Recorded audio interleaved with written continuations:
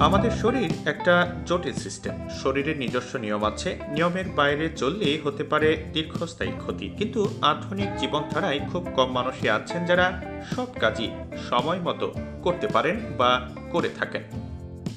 রাতের বেলা আমরা এমন বহু কাজ করে থাকি যা করা শরীরের জন্য ক্ষতিকর। সেগুলো শরীরকে ভেতর থেকে শেষ করে দেয়। আসুন জেনে নেই ঘুমাতে যাওয়ার আগে কোন কোন কাজ শরীরের জন্য অত্যন্ত ক্ষতিকর।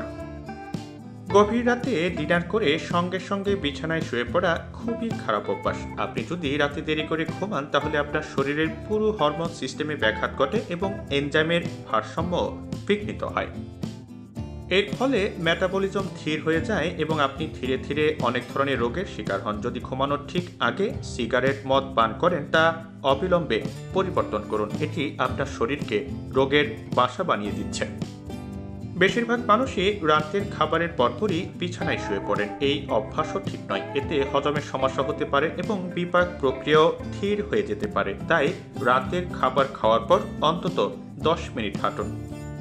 এখনকার এই প্রযুক্তির যুগে খুব কম মানুষই আছে যারা ঘুমানোর আগে মোবাইল স্ক্রিনে সময় কাটান না। ঘুমানোর আগে কিছুক্ষণ মোবাইলে কিছু একটা দেখতে সবাই পছন্দ করে, কিন্তু এটা বেশ ক্ষতিকর। প্রথমত, এটি আপনার দৃষ্টিশক্তি দুর্বল করে দেয়। দ্বিতীয়ত, আপনি দ্রুত ঘুমাতে পারেন না।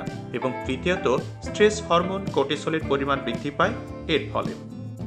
অনেকেরই রাতে ঘুমানোর আগে চা কফি পান করার অভ্যাস থাকে। এটা করা একেবারেই ঠিক নয়। চা এবং কফিতে ক্যাফেইন থাকে। ক্যাফেইন শরীরকে আয়রন এবং ক্যালসিয়াম শোষণ করতে বাধা দেয়। এর ফলে শরীর প্রয়োজনীয় খনিজগুলো পায় না।